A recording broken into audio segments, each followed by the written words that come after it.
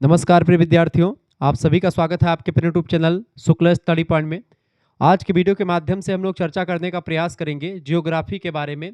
बहुत ही बारीकी के साथ जियोग्राफी बीए प्रथम और प्रथम सेमेस्टर के मोस्ट इम्पोर्टेंट प्रश्न और उसके उत्तर को मैं बताने का प्रयास करूंगा। ठीक है। एक्चुअली में क्या था कि अगली वीडियो मेरी को करिकुलर चैनल पर ये वीडियो जाने वाली थी, लेकिन क्या था टेक्निकल इशू की वजह से वॉइस उसमें सही तरीके से रिकॉर्ड नहीं हो पाई थी। ठीक है, जो माइक था वो खराब हो चुका था। ठीक है, इस वजह से उसमें जो है वॉइस नहीं गई थी। अब मैं ये वीडियो जो है आपके इसी चैनल पर शुक्ला डी पॉइंट में पूरी वीडियो मैं दिखाने का प्रयास करूंगा। हालांकि मैं तीव्र गति से थोड़ा सा बताऊंगा। पेपर जो है आपका सॉल्व होने वाला है, तो पेपर के क्वेश्चंस मैंने उसमें बता दिए थे, ऑलरेडी आपने देखा होगा। तो बीए के प्रथम और प्रथम सेमेस्टर में अगर आप हैं, आपका सब्जेक्ट जियोग्राफी है, आप किसी भी यूनिवर्सिटी के किसी भी कॉलेज में पढ़ रहे हैं, राम मनोहर लोहिया विश्वविद्यालय, वीर बहादुर सिंह पूर्वांचल विश्वविद्यालय, महात्मा गांधी काशी विद्यापीठ, जननायक चंद्रशेखर बलिया विश्वविद्यालय, एमजे बरेली, रोहिलखंड मासा कुंभरी सहारनपुर, राजा महेंद्र प्रताप सिंह स्टेट यूनिवर्सिटी या किसी भी यूनिवर्सिटी के किसी भी कॉलेज में आप पढ़ते हैं, आप यह लेक्चर जरूर देख लीजिएगा। सिद्धार्थ यूनिवर्सिटी, कपिलवस्तु पाटेश्वरी बलरामपुर विश्वविद्यालय, माँ विंध्यवासिनी मिर्जापुर, महात्मा गांधी काशी विद्यापीठ, सभी के लिए इंपॉर्टेंट है। तो सबसे पहले मैं प्रश्नों को आपको दिखा देता हूं तीव्र गति, चूंकि उसमें मैंने प्रश्नों को बहुत बारीकी के साथ समझाने का भी प्रयास किया था, वीडियो लंबा हो गया था इसीलिए। बीए बीएससी भी काम जियोग्राफी फिजिकल जियोग्राफी आपको पढ़ना होता है। 2 घंटे का समय मिलेगा, 75 नंबर का पूर्णांक होता है। सेक्शन ए में आपको अति लघु उत्तरीय प्रश्न देखने को मिलते हैं। आइए देखते हैं। तो यहाँ से आपको 10 प्रश्न दिए जाते हैं, 10 के 10 प्रश्न आपको करने होते हैं। सबसे पहला प्रश्न आपका दिया हुआ है ओशियनिक रीज यानी कि महासागरीय कटक के बारे में बताएं। 50 शब्दों में आपको उत्तर लिखना होता है। मैं बहुत ही बारीकी के साथ सभी प्रश्नों को आपको बताऊंगा। दूसरा क्वेश्चन आपका है भैया, ईयर मॉसेस यानी वायु राशियां किसे कहते हैं। तीसरा प्रश्न पूछा गया था ओरिजिन ऑफ अर्थक्वेक यानी भूकंप की उत्पत्ति कैसे होती है। और अगला क्वेश्चन आपका difference between weathering and erosion यानी कि अपक्षय और अपर्दन में क्या डिफरेंस होता है, इसके बारे में बताएं। पूरा विस्तार से मैं हर एक पेपर के प्रश्नों को सॉल्व करूंगा। अगला क्वेश्चन है टाइप ऑफ रॉक्स यानी चट्टान के प्रकार बताएं। नेक्स्ट क्वेश्चन है बायोमास यानी बायोम किसे कहते हैं। अगला क्वेश्चन आपका major components of the biosphere यानी जीवमंडल के प्रमुख घटक कौन कौन से हैं, इसके बारे में बताएं। अगला क्वेश्चन आपका आ चुका है लेगून्स यानी लेगून झील होती है किसके बारे में आपको बताना है। अगला क्वेश्चन आपकी स्क्रीन पर आ चुका, फटाफट से आप देखने का प्रयास करेंगे। प्रश्न इंसोलेशन क्या है, सूर्य तप कहते हैं इसको हिंदी में। अगला क्वेश्चन है कोरियोलिसिस बल, इसे ये क्या होता है। इन सभी प्रश्नों का उत्तर मैं अभी जस्ट बताऊंगा। मैं यहाँ पर तीव्र गति से इसलिए बता रहा हूँ प्रश्नों को, ताकि आप पहले प्रश्न देख लें, उसके बाद में उत्तर मैं आपको समझा करके बढ़िया तरीके से बताने वाला हूँ। तो कहीं पर आपको जाना नहीं, घबराना नहीं है। लघु उत्तरीय प्रश्नों की बात की जाए तो 200 शब्दों में उत्तर लिखना होता है। 3 या 4 प्रश्नों को यहाँ से करने होते हैं। अलग अलग विश्वविद्यालय में अलग अलग पैटर्न होता है, तो आपको बस प्रश्नों पर फोकस करना है। प्रश्न बहुत ही अच्छे हैं ये। प्रश्न है आपका explain Kant's theory of the origin of earth यानी कि कांट के पृथ्वी की उत्पत्ति से संबंधित सिद्धांत की व्याख्या कीजिए। यानी पृथ्वी की उत्पत्ति को लेकर के इमैनुअल कांट साहब ने क्या विचार दिए, क्या सिद्धांत दिए हैं, पूरी प्रक्रिया पूरा प्रोसेस आपको बताऊंगा। कैसे पृथ्वी की उत्पत्ति हुई उन्होंने बताया है। अगला क्वेश्चन है आपका व्हाट इज लोकल विंड्स यानी कि स्थानीय पवन किसे कहते हैं। Describe the major local winds of the world यानी कि विश्व की प्रमुख स्थानीय पवनों का वर्णन कीजिए। चौथा प्रश्न पूछा गया था discuss the theory of plate tectonics यानी प्लेट टेक्टोनिक्स सिद्धांत की विवेचना कीजिए। अगला क्वेश्चन आपसे पूछा गया है भैया, फटाफट से आप देखने का प्रयास करेंगे। प्रश्न है explain the theory of cycle of erosion proposed by Davis यानी डेविस और पेंक दो विद्वान हैं जिन्होंने अपर्दन को लेकर के काफी काम किया है। तो डेविस के द्वारा प्रतिपादित नदी अपर्दन चक्र सिद्धांत की व्याख्या कीजिए। बढ़िया प्रश्न आपसे पूछा गया है। अगला क्वेश्चन वही पर आपसे पूछ लिया गया बेटा। अगला क्वेश्चन आपसे पूछा गया है, फटाफट से आप देखने का प्रयास करेंगे। प्रश्न है define the biosphere and describe its major components. ठीक है, यानी कि आपसे कह रहा है कि जैवमंडल की परिभाषा देते हुए इसके प्रमुख घटकों का वर्णन कीजिए। नेक्स्ट क्वेश्चन है discuss the origin and main features of jet stream यानी जेट स्ट्रीम की उत्पत्ति एवं प्रमुख विशेषताओं की चर्चा कीजिए। ये सारे क्वेश्चंस आपकी परीक्षा के लिए बहुत ही जबरदस्त हैं, बहुत ही इंपॉर्टेंट हैं। अगला क्वेश्चन आपका आ चुका भैया। प्रश्न है explain the relief features of ocean basin यानी महासागरीय नितल के उच्चावच की व्याख्या कीजिए। चूंकि महासागर के अंदर भी आप देखते हैं पर्वत, पहाड़, गड्ढे, मैदान ये सब होते हैं, तो वही नितल कहा जाता है। ठीक है, अगला क्वेश्चन आपका आ चुका है explain the hypothesis of origin of tides यानी ज्वार की उत्पत्ति संबंधी परिकल्पनाओं की व्याख्या कीजिए। ठीक है, ज्वार क्या होता है? समुद्र की जो लहरें ऊपर उठती है उसको ज्वार कहते हैं, और जब नीचे गिरती है उसी को भाटा कहते हैं। ये बात ध्यान रखेंगे। सेक्शन सी की बात करें यानी खंड सा की बात की जाए, लॉन्ग आंसर टाइप क्वेश्चन आते हैं, दीर्घ उत्तरीय प्रश्न 500 शब्दों में लिखना होता है। 1 या 2 प्रश्न आपको करने होते हैं, 4 प्रश्न आपको दिए जाते हैं। प्रश्न देखिए दीर्घ उत्तरीय का प्रश्न है, discuss the Wegener's continental drift theory, यानी वेगनर का महाद्वीपीय विस्थापन का सिद्धांत की विवेचना कीजिए। मैंने इसको विस्तार से बता भी रखा है, आपने दूसरे जो इससे पहले वाला मॉडल पेपर होगा उसमें आपने देखा होगा। अगला क्वेश्चन आपका आ चुका है, explain the land forms formed by winds, यानी पवन के द्वारा निर्मित स्थलाकृतियों की व्याख्या कीजिए।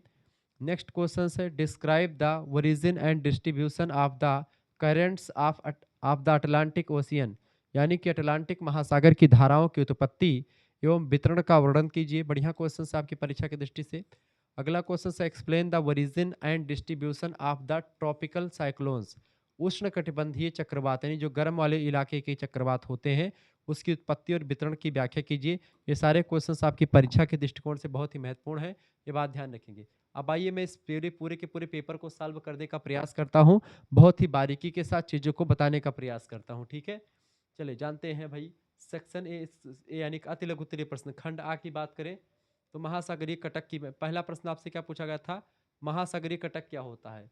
तो महासागरीय कटक को मैं आपको बताऊं, जैसे कि आप देखते हैं समुद्र में, जैसे कि क्या होता है बेटा, जैसे पृथ्वी पर जैसे हिमालय पर्वत की श्रृंखला देखा, तो ये पृथ्वी के ऊपर यानी कि स्थल खंड पर है, लेकिन पृथ्वी के नीचे मतलब जो महासागर है, महासागर के अंदर भी ऐसे पर्वतों का निर्माण होता है। तो जैसे महासागर के नीचे वाले पर्वत को जो महासागर के अंदर हैं उनको कटक कहा जाता है। ठीक है, ये कैसे बनते हैं? जब ज्वालामुखी कहीं कहीं पर क्या होता है, जैसे पर्वत पर निकल गई ज्वालामुखी या मैदानों में निकल गई तब तो बाहर निकल जाती है, लेकिन जब वो समुद्र के मार्ग से बाहर निकलने की कोशिश करती है तो समुद्र का पानी चूंकि ठंडा होता है और जो मैग्मा निकल रहा होता है पृथ्वी के अंदर से, वो तरल पदार्थ होता है और बहुत गर्म होता है। तो जब वो तरल पदार्थ गर्म होकर के बाहर निकलने की कोशिश करता है तो जल उसको ठंडा कर देता है, और वो ठंडा जब हो जाता है तो वो ठोस हो जाता है, और उसी ठोस चट्टानें निर्मित हो जाती हैं जिससे पर्वतों का निर्माण हो जाता है, जिसको हम कटक कहते हैं जियोग्राफी की भाषा में। तो लिखेंगे महासागरीय कटक समुद्र के भीतर स्थित पर्वतों की एक विशाल श्रृंखला को कहा जाता है। समझ में आ रहा होगा। इसी को और सरल शब्दों में अगर मैं आपको बताऊं तो लिखेंगे, जैसे जमीन पर हिमालय जैसी पहाड़ियां होती हैं, वैसे ही समुद्र के तल पर भी हजारों किलोमीटर लंबी पहाड़ियां होती हैं। इनका निर्माण तब होता है जब पृथ्वी के भीतर से मैग्मा मैग्मा या लावा, लावा कब कहते हैं उसको, मैग्मा को, मैग्मा जब तक उसमें गैसें रहती तब तक वो मैग्मा होता है, और जब वो जमीन के बाहर आती हैं तो उससे गैसें बाहर निकल जाती हैं, और गैसों के बाहर निकल जाने के बाद में, जलवाष्प के बाहर निकल जाने के बाद में वही मैग्मा लावा बन जाता है।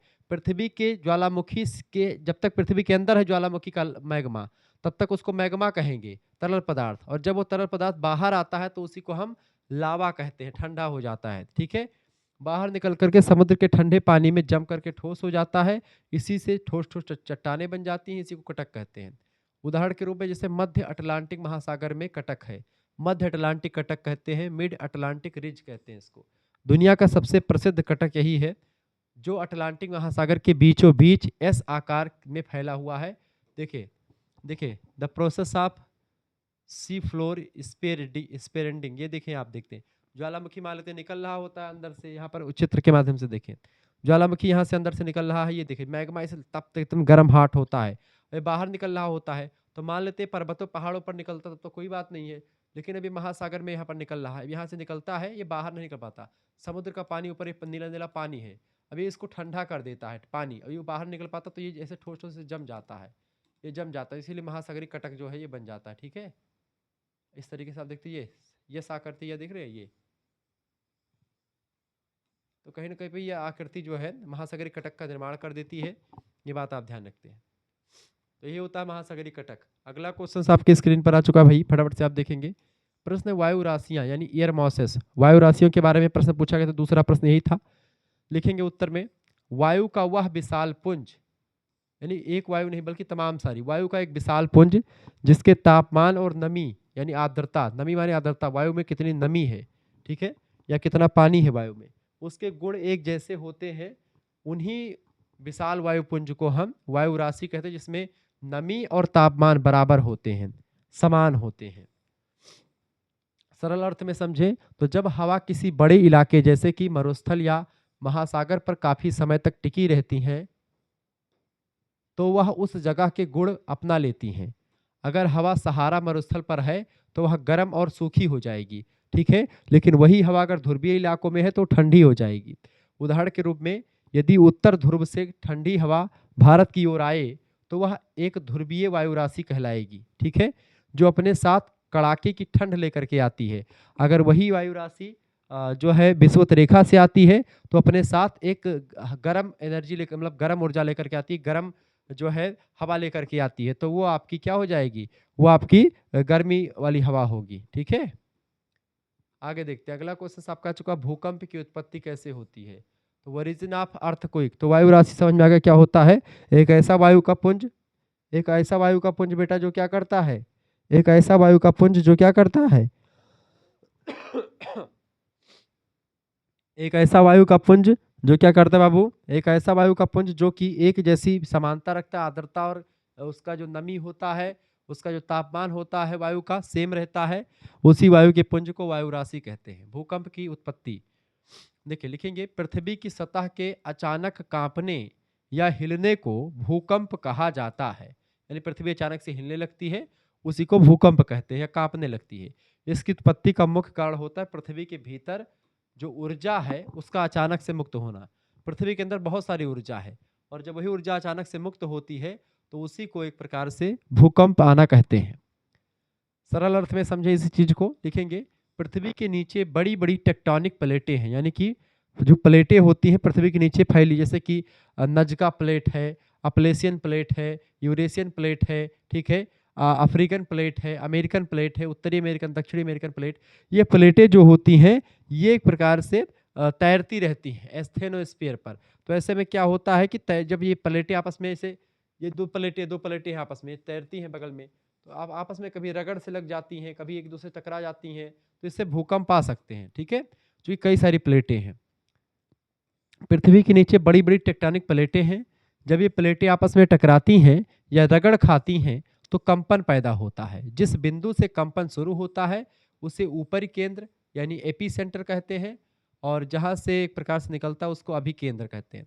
जैसे शांत पानी में पत्थर फेंकने पर लहरें उठती हैं, वैसे ही जमीन के नीचे चट्टान टूटने से, चट्टानों के टकराने से, रगड़ने से भूकंपीय लहरें उत्पन्न होती है, जिसको आप सिस्मिक वेव्स कहते हैं, और चारों तरफ वो लहरें फैलती हैं। इन्हीं को पी तरंगे, यस तरंगे, ऐसे तरंगों में हम बांट देते हैं। इन्हीं भूकंप की तरंगों के आधार पर ही हम पृथ्वी के अंदर क्या है इसका पता लगा पाते हैं, पृथ्वी की आंतरिक संरचना का पता लगा पाते हैं। अगला क्वेश्चन है आपका, अपक्षय और अपर्दन क्या है। अपक्षय और अपर्दन, अपक्षय यानी अंग्रेजी में इसको बोलते हैं वेदरिंग और इरोजन बोलते हैं अपर्दन को। इससे क्या होता है, जैसे कि कोई बड़ी चट्टान अगर टूट जाती है, उस टूटने की प्रक्रिया को, ठीक है, अपक्षय कहते हैं, और जिसने तोड़ा है वही चीज उसको बहा करके कहीं दूसरे स्थान पर ले जाता है, उसको अपर्दन कहते हैं। और अपक्षय और अपर्दन दोनों को मिला लेते हैं तो उसी को अनाच्छादन कहा जाता है, ठीक है, ध्यान रखेंगे। तो ये दोनों प्रक्रियाएं चट्टानों के टूटने फूटने से जुड़ी हुई हैं, अपर्दन और अपक्षय, लेकिन इनके बीच एक प्रमुख अंतर होता है। देखिए अपक्षय क्या है, वेदरिंग अंग्रेजी में कहते हैं। इसमें चट्टानें अपने ही स्थान पर टूट करके बिखर जाती हैं। यह धूप की वजह से टूट सकती हैं चट्टानें, बारिश होने की वजह से टूट सकती हैं, या ठंड की वजह से ये चट्टानें आप टूट सकती हैं। यह स्थैतिक प्रक्रिया है, यानी कि ये चट्टान है, चट्टान टूट गए, यानी कोई चट्टान है, चट्टान धूप बहुत लगी, इससे चट्टान में दरार पड़ गई, चट्टान टूट गई, ठीक है, या बारिश हुई, चट्टान रासायनिक क्रिया करके टूट गई, या किसी अन्य वजह से ठंड की वजह से चट्टानें टूट गई। तो चट्टानों के टूटने की प्रक्रिया को अपक्षय, और जिस कारक ने तोड़ा है वही बहा करके ले जाए, या फिर उससे टूटी हुई चट्टान बह करके चली जाए, किसी के जैसे हवा चले, हवा उस चट्टान को उड़ा ले जाए, ठीक है, या जल की नदी आ रही है, नदी उस चट्टान को बहा ले जाए, तो इसकी प्रक्रिया को हम लोग अपर्दन कहते हैं। अपर्दन जो है एक गतिशील प्रक्रिया होती है। अपर्दन अंग्रेजी में इरोजन कहते हैं इसको।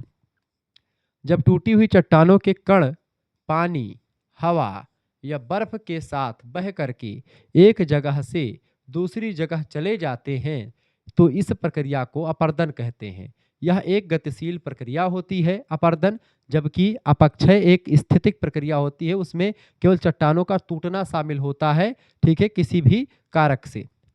उदाहरण के रूप में समझें, जैसे एक पत्थर का धूप से चटकना अपक्षय होता है और नदी के पानी के द्वारा उस पत्थर को बहा करके दूर ले जाना अपर्दन होता है। दोनों प्रक्रियाएं एक दूसरे से जुड़ी हुई हैं। अच्छा, अपक्षय और अपर्दन दोनों को मिला देते हैं तो एक नया शब्द बनता है, अनच्छादन कहते हैं उस प्रक्रिया को, ठीक है। यानी किसी, जैसे नदी ने पत्थर को तोड़ा भी और नदी उसको बहा करके ले भी जा रही है, तो उसको आप अपर्दन मतलब अनच्छादन बोल सकते हैं। ये बात ध्यान रखेंगे।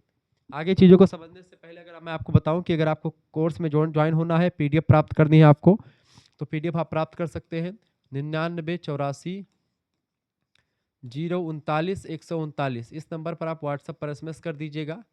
क्या एसएमएस करेंगे, आप अपना नाम एसएमएस कर दीजिएगा, अपनी यूनिवर्सिटी का नाम, अपने सब्जेक्ट के नेम और आप किस सेमेस्टर में है अपने सेमेस्टर का नाम लिख करके भेज दीजिएगा। फर्स्ट एंड सेकंड दोनों सेमेस्टर की फीस कितनी रखी गई बेटा? फर्स्ट एंड सेकंड दोनों सेमेस्टर की फीस के लिए जो फीस रखी गई मात्र 150 रुपये में आपका फर्स्ट सेमेस्टर का सभी सब्जेक्ट का नोट्स और वीडियो मिल जाएगा।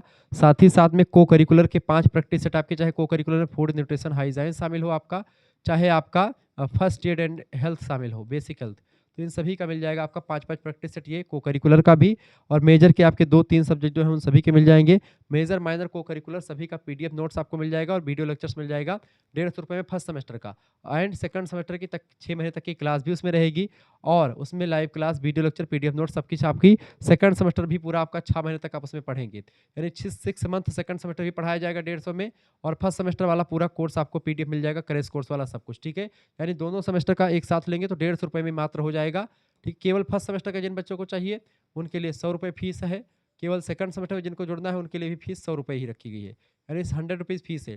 लेकिन दोनों का एक साथ लेते तो आपका 200 रुपये ना लग करके कितने रुपए लग रहे हैं? केवल 150 रुपये लग रहे हैं। बहुत सस्ती फीस है, बहुत कम फीस है। फीस जमा कैसे कर दी? जैसे आप इस पर एसएमएस करेंगे व्हाट्सएप पर, आपके पास से क्यूआर कोड इसके अंदर भेजा जाएगा, उसी पर आपको मात्र 150 रुपये फीस जमा कर देनी है। उसके बाद में आपको व्हाट्सएप ग्रुप से जोड़ा जाएगा, वहीं पर आपको लाइव क्लास की link, video lecture, PDF note सब कुछ मिलता रहेगा। बहुत ही बारीकी के साथ चीज़ों को समझाते का प्रयास भी मैं करता हूँ। चलें, ये फीस आप किसी दूसरे से भी फीस जमा करवा सकते हैं, आपके घर में कोई चलाता हो या किसी बाहर से कोई चलाता हो, आप इसी से फीस जमा करवा सकते हैं। धन्यवाद। चलें।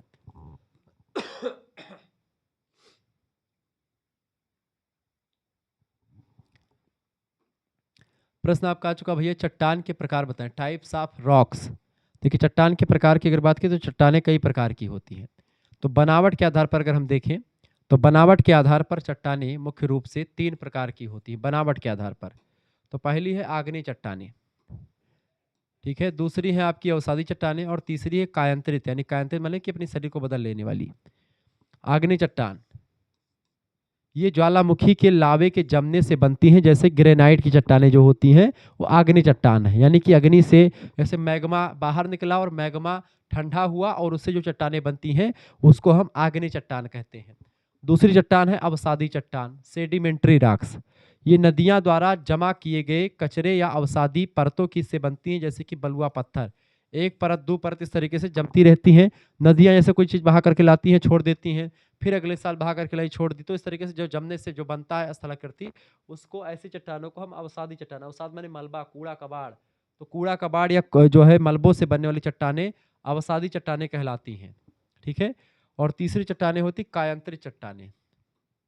कायांतरित माने होता है अपने शरीर को बदल लेने वाली,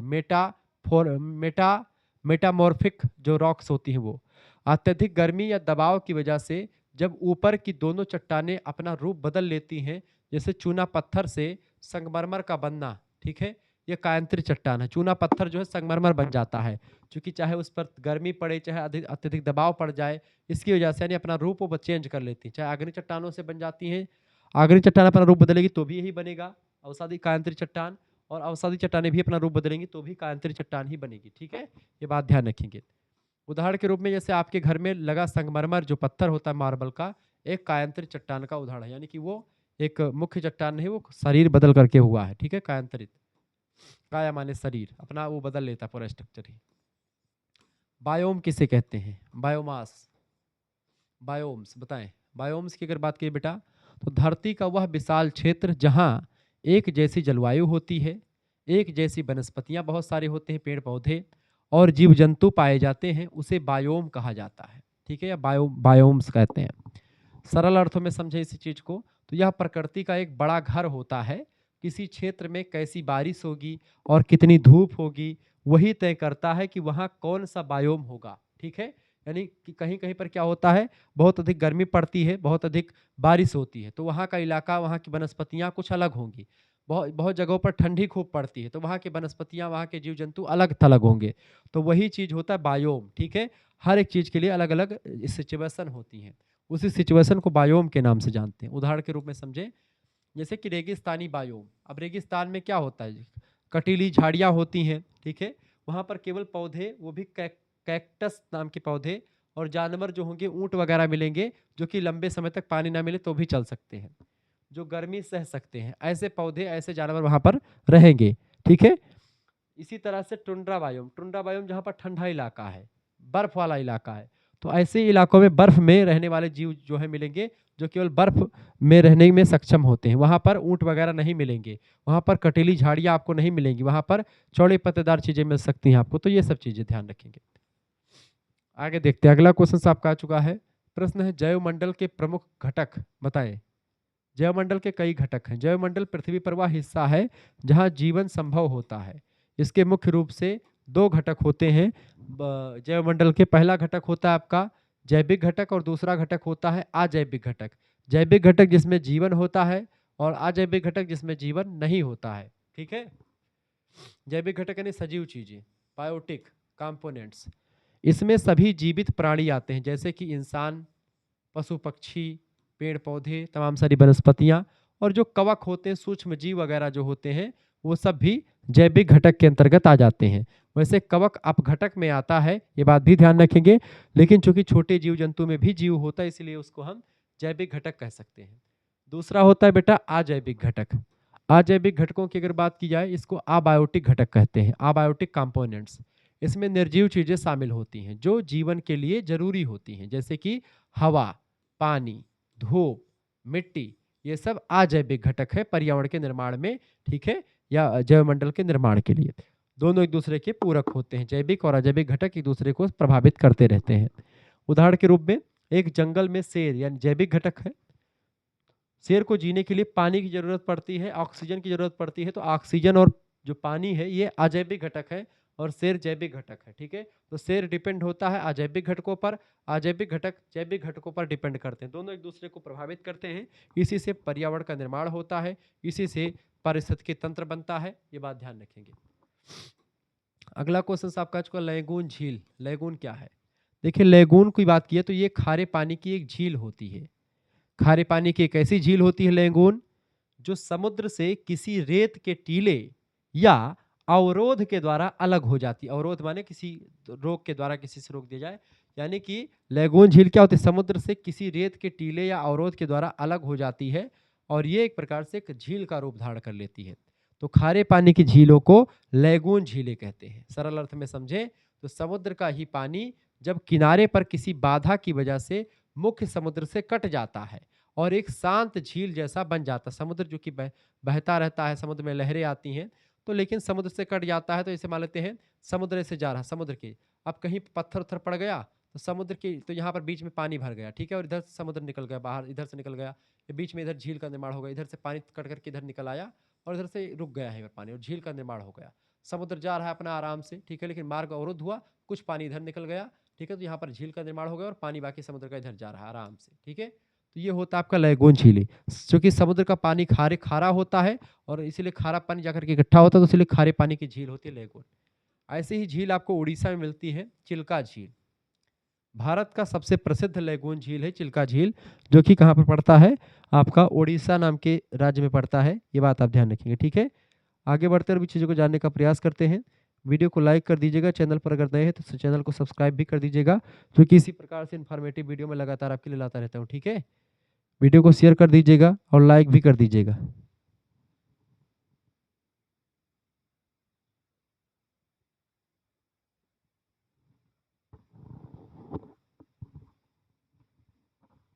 चले आगे देखते हैं। अगला क्वेश्चन आपका आ चुका है भैया, प्रश्न आपका 9वां नंबर। इंसोलेशन, जिसको अंग्रेजी में इंसोलेशन कहते हैं हिंदी में सूर्यातप कहा जाता है। सूर्य से आने वाली जो किरणें होती हैं उन्हीं को सूर्यातप कहते हैं, ठीक है। वो पृथ्वी पर आकर के रुक जाती हैं, पृथ्वी पर आकर के रुकी रहती है, तो सूर्यातप वही होता है। समझते हैं इसको, सूर्यातप। उत्तर लिखेंगे, सूर्य से पृथ्वी को प्राप्त होने वाली सौर ऊर्जा या विकिरण को सूर्यातप कहते हैं। इनकमिंग सोलर रेडिएशन अंग्रेजी में कहें तो। सरल अर्थ में इस चीज को समझे तो सूरज की जो गर्मी और रोशनी पृथ्वी की सतह तक पहुंचती है वही इंसोलेशन कहलाती है। यह भूमध्य रेखा पर ज्यादा होती है, क्योंकि भूमध्य रेखा पर सूर्य लंबवत होता है, गर्मी खूब होती है। ध्रुवों पर कम हो जाती है। ध्रुवों पर यानी कि जो ध्रुव क्या है और विषुवत रेखा क्या, समझे। विषुवत रेखा ये वाला एरिया, पृथ्वी का जो बीचों बीच इलाका होता है 0 डिग्री अक्षांश, इसको विषुवत रेखा कहते हैं। और ऊपर जो होता है ये नॉर्थ पोल होता है, एनपी यानी नॉर्थ पोल यानी उत्तरी गोलार्ध, सॉरी उत्तरी ध्रुव, और ये नीचे वाला दक्षिणी ध्रुव। यहाँ पर ठंडी, देखिए ठंडी वाला इलाका, यहाँ पर खूब ठंडी पड़ेगी बेटा, यहाँ पर खूब ठंडी पड़ेगी, ठीक है, खूब ठंडी पड़ेगी। यहाँ पर थोड़ा कम ठंडी पड़ेगी, ठीक है, यहाँ पर कुछ कम ठंडी पड़ेगी, लेकिन ठंडी यहाँ पर भी पड़ेगी, खूब ठंडी। और ये जो इलाका इतना बीच का होता है यहाँ पर गर्मी खूब पड़ती है, ठीक है। जो मैं हरे कलर से आपको कलर कर रहा हूँ, यहाँ पर उष्णकटिबंध वाला एरिया है, यहाँ पर गर्मी खूब पड़ती है, खूब झमाझम बारिश होती है। और बर्फ वाले एरिया कहाँ कहाँ पर है, नीचे वाले बर्फ एरिया, ये सब बर्फ एरिया, ये सब पूरा बर्फ एरिया, ठीक है। ये बात आप ध्यान रखेंगे, क्लियर। तो वही चीज होती है, ध्रुवों पर जो होती है सूर्यातप कम होती है और भूमध्य रेखा पर सूर्यातप ज्यादा होता है, इसलिए गर्मी पड़ती है, क्लियर। उदाहरण के रूप में दोपहर 12 बजे सूरज सीधा सिर पर होने के कारण इंसोलेशन ज्यादा होता है, इसलिए ज्यादा गर्मी लगती है, ठीक है। अगला क्वेश्चन आपका कोरियोलिस बल क्या होता है। कोरियोलिस बल की अगर बात की बेटा, तो पृथ्वी के अपनी धुरी पर घूमने यानी घूर्णन करने के कारण पैदा होने वाले आभासी बल को कोरियोलिस बल कहते हैं, ठीक है। यह बल जो होता है पृथ्वी अपने स्थान पर घूर्णन करती है। अब घूर्णन कैसे करती है, मैं आपको एक दिखाने का प्रयास करता हूँ। पृथ्वी अपने अक्ष पर घूर्णन कैसे करती है, इस चीज को आप समझने का प्रयास करें। ये आपका पृथ्वी है, ये पृथ्वी बेटा, तो ये पृथ्वी ऐसे से घूम रही है, ठीक है। ये घूर्णन इसी को कहते हैं, ये घूर्णन नहीं है पृथ्वी का, ठीक है। ये परिभ्रमण तो ये आपका परिक्रमा करती तो वो अलग हो गया, ठीक है। ये घूम रही सूर्य का, लेकिन वो अपने अक्ष पर घूम रही है, ठीक है। अपने अक्ष पर घूमने से क्या होता है, अपने अक्ष पर घूमने से एक बल उत्पन्न होता है, जिस बल को कोरियोलिस बल कहते हैं। ये बल आभासी बल होता है, ठीक है। कैसा होता है बेटा, आभासी बल होता है। प्रभाव इसका ये पड़ता है कि इस बल के कारण हवाएं सीधी ना चल करके मुड़ जाती हैं, क्योंकि ये घूम रही है, इसकी वजह से हवाएं सीधी ना चल करके हवाएं मुड़ जाती हैं। उत्तरी गोलार्ध में हवाएं अपनी दाईं ओर मुड़ जाती हैं कोरियोलिस बल की वजह से, और दक्षिणी गोलार्ध में यही हवाएं अपनी बाईं ओर मुड़ जाती हैं। यानी जो हवाएं एक प्रकार से अगर मान लेते हैं उत्तरी गोलार्ध से, ये पृथ्वी है अपनी, ठीक है। अब यहीं पर देखिए, ये आपका हो गया आपका दक्षिणी गोलार्ध, ठीक है, और ये हो गया आपका उत्तरी गोलार्ध। अब यहीं पर समझे, तो इस बल जो कोरियोलिस बल होता है, पृथ्वी चूंकि घूम रही है तो हवाएं सीधी ना चल करके मुड़ जाती है। जैसे उत्तरी गोलार्ध में हवाएं, ऐसे दक्षिणी गोलार्ध में अगर इधर से हवा जा रही है, इधर से यहाँ से ये हवा जा रही मान लेते हैं, ठीक है, तो ये हवा किधर मुड़ जाएगी, अपनी दाईं ओर मुड़ जाती है। यानी कि सीधी जाने की बजाय सीधी जानी चाहिए, लेकिन ये हवा सीधे ना जा करके ऐसे मुड़ जाती है इधर की तरफ, यानी अपने दाएं से दाएं मुड़ जाती है। और यही चीज जब दक्षिणी गोलार्ध में इधर से कोई हवा आ रही होती है, दक्षिणी गोलार्ध में जो हवाएं आती हैं तो अपने से किधर मुड़ जाती है बेटा, अपने से बाएं मुड़ जाती है। बाएं उसका कौन सा होगा, ये बायां, ठीक है, इधर मुड़ जाती है। इस तरीके से हवाएं चलती हैं, क्लियर। इसी बल को कोरियोलिस बल कहते हैं। जैसे घूमते हुए झूले पर यदि आप गेंद फेंकें तो वह सीधी ना जाकर के तिरछी जाती है, वैसे ही पृथ्वी के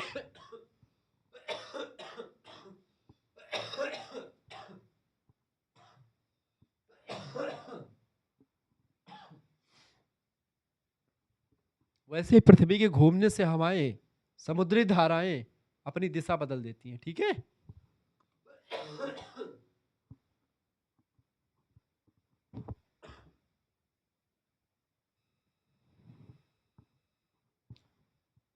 तो वही चीज है यहाँ पर, ठीक है। अब आगे बढ़ते हैं, अगला लघु उत्तरीय प्रश्नों की तरफ बढ़ते हैं। लघु उत्तरीय प्रश्न आपका दूसरा नंबर प्रश्न देखें। लघु उत्तरीय का पहला प्रश्न है पूरे वीडियो का दूसरा प्रश्न। वैसे 10 क्वेश्चन आपने यहाँ लघु उत्तरीय के देख लिए, अब लघु उत्तरीय प्रश्नों की बारी है। लघु उत्तरीय प्रश्नों को मैं आपको बताने का प्रयास करता हूँ।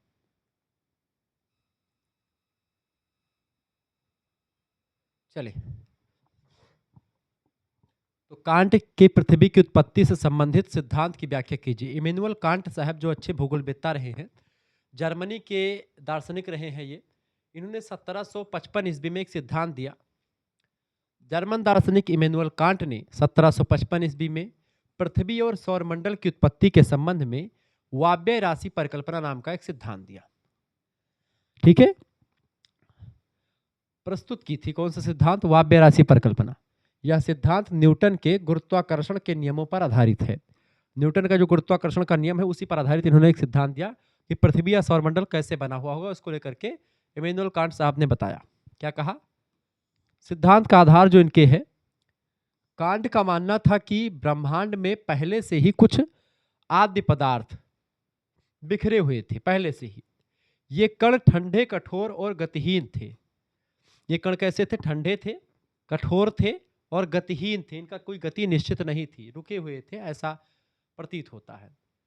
प्रक्रिया 1, प्रक्रिया 1, टकराव हुआ। गुरुत्वाकर्षण के कारण से ये कण आपस में, जो ठंडे कण थे फैले हुए थे आद्य पदार्थ के रूप में ब्रह्मांड में, वो कण आपस में टकराने लगे एक दूसरे से। चूंकि जब उनमें गति आई, गतिहीन थे लेकिन एक दूसरे से टकराने लगे। किसकी बल की वजह से?